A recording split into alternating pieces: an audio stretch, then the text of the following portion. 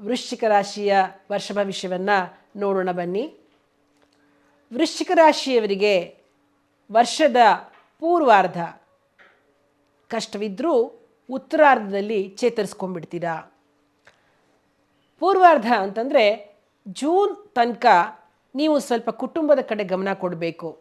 ನಿಮ್ಮ ಕೆಲಸ ಅಂತ ಕೆಲಸದ ಬಗ್ಗೆ ಜಾಸ್ತಿ ಕಾನ್ಸಂಟ್ರೇಟ್ ಮಾಡಿ ಕುಟುಂಬವನ್ನು ಕಡೆಗಾಣಿಸಬೇಡಿ. ಯಾಕೆಂದರೆ ಸ್ವಲ್ಪ ಕುಟುಂಬದಲ್ಲಿ ಸೌಖ್ಯ ಇರೋದಿಲ್ಲ. ನೀವು ಗಮನಿಸಬೇಕಾಗತ್ತೆ ಏನೇನು ನಡೀತಾ ಇದೆ ಮನೆಯಲ್ಲಿ ಅನ್ನೋದು ಗೊತ್ತಾಗಬೇಕು ನಿಮಗೆ. ಇಲ್ಲದ್ರೆ ತೊಂದರೆಗಳಾಗ್ಬಿಡತ್ತೆ. ಮತ್ತು ಮನೆ ಬದಲಾವಣೆ ಮಾಡ್ತಕ್ಕಂತಹ ಸಂದರ್ಭ ಬರ್ತಕ್ಕಂಥದ್ದು.